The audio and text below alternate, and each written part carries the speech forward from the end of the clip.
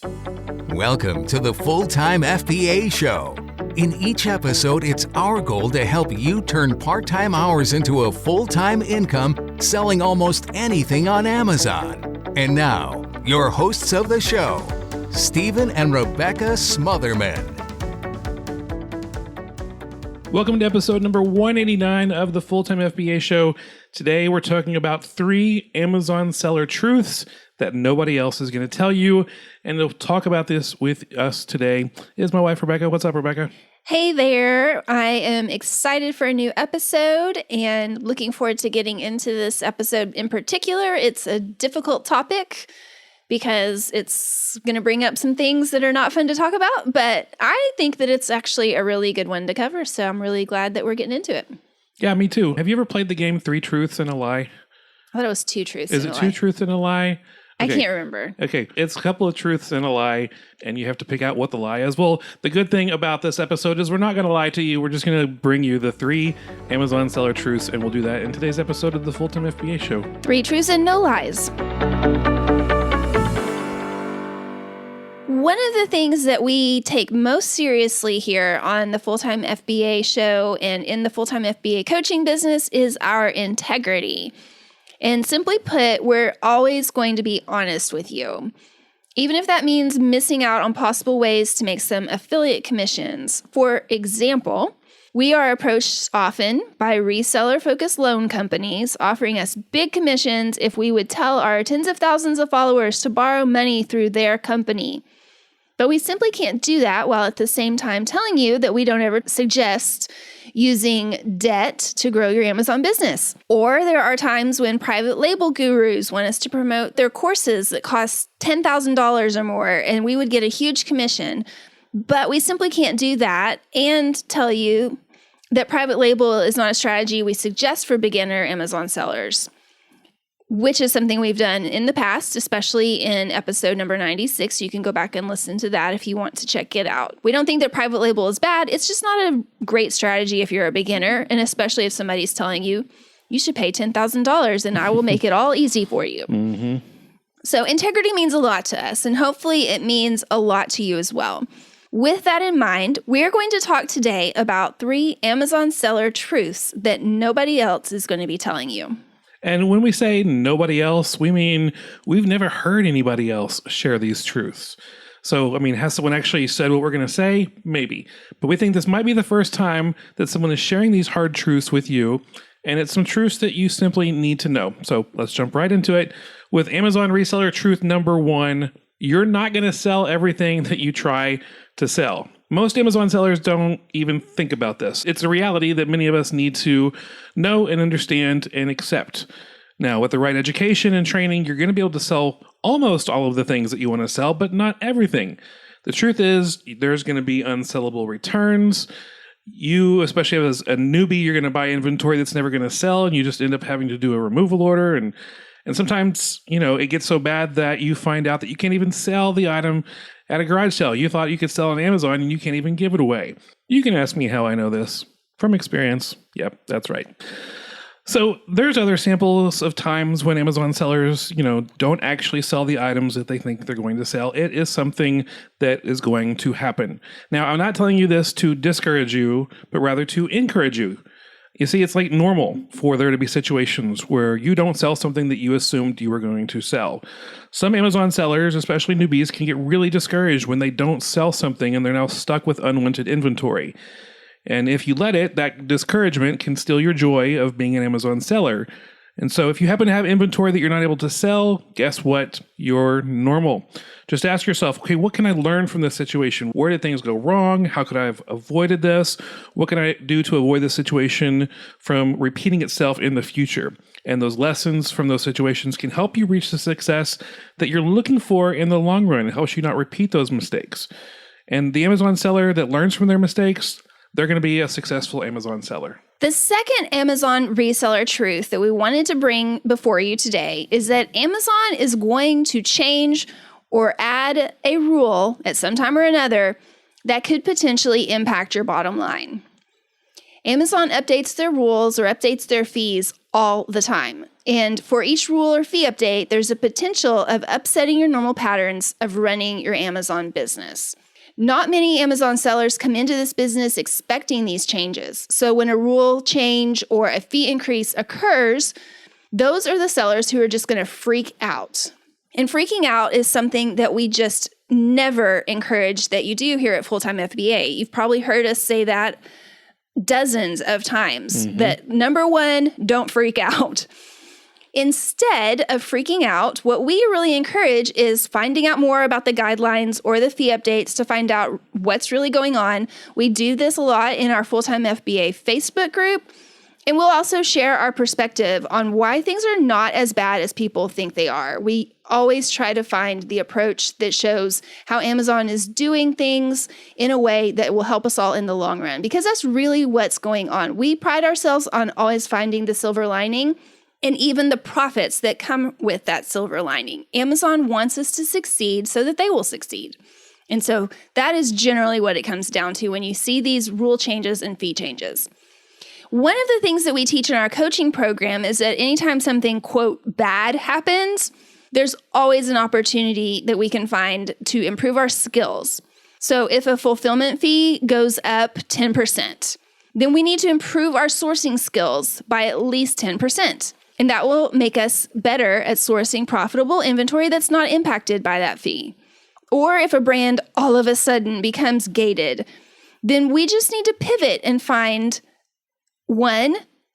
another platform that we can use to sell that existing inventory, or two, find other profitable brands to sell on Amazon so that gating of the brand is not the end of our business. Are these solutions easy? Sometimes they are and sometimes they're not. These things really do impact your business, but this is a business and things are not always going to be easy. If it were easy, everyone would be doing it and you'd be making a lot more money than you are right now. We would be making a lot more money than we are right now. It's hard. It's hard work, but it is profitable and successful if you're able to pivot, if you're able to work to find those silver linings. So if there are any rule updates or fee changes that really impact you, come check out our take on the updates. They'll be posted in the Facebook group. fulltimefba.com/Facebook is where you'll find that.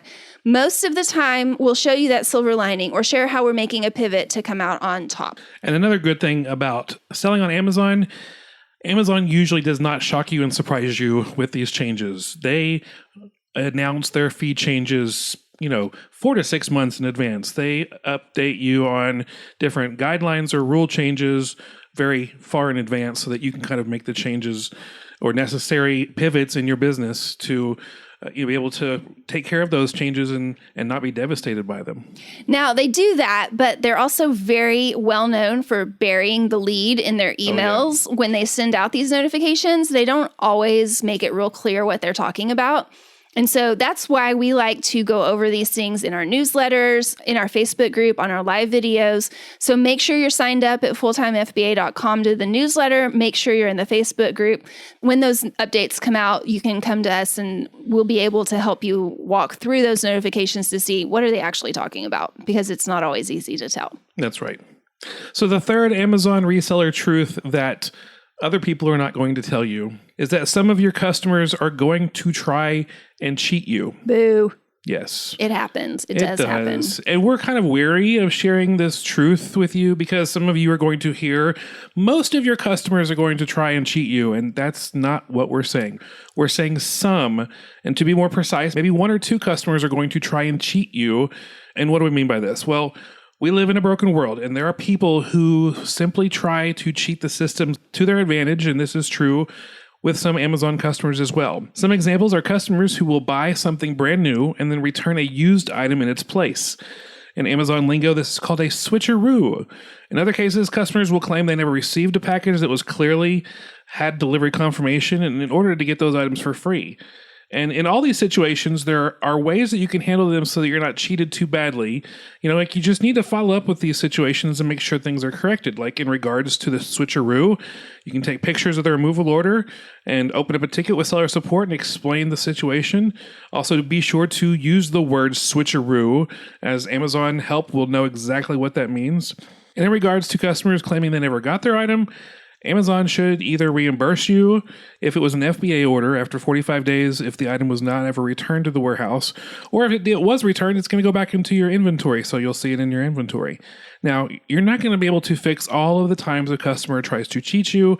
And as a side note, sometimes these things happen and the customer's not actually trying to cheat you. They've just made a mistake, or they're just not informed in understanding the situation correctly. There are going to be times when a customer might try to cheat you, but it's so super rare. And so it's important to understand that even though it sucks, this retail theft is a normal part of doing business. And I know that doesn't take away the sting, but it can at least let you let go and not take things personally. What you need to do is work these situations into your business model. All retail stores work this into their business models, and we need to as well. So this wasn't a fun episode. We do these from time to time, but it's an important one so that we can help you to understand these three truths, these three seller truths better. 1, you're not going to sell all your inventory, but that's normal and to be expected when you are in a business where you're selling inventory. 2, Amazon will update something, their guidelines or their fees, and it will impact your regular business patterns, but you can adjust and you can still come out on top and be successful.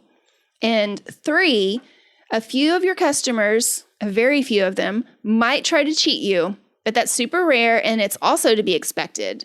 Don't worry about it though. It's not going to be anything that will ruin you. You just need to work it into your business model. So on all of these, just remember, none of these situations will kill your business if you are prepared the right way. Some of them might cause you to pivot slightly in your business or even have to make some big pivots. But remember this, a bend in the road is not the end of the road unless you fail to make the turn. I like that, Stephen. Like Stephen said before, you can take these hard situations and see them as an opportunity for you to improve your skills and just get better as a seller.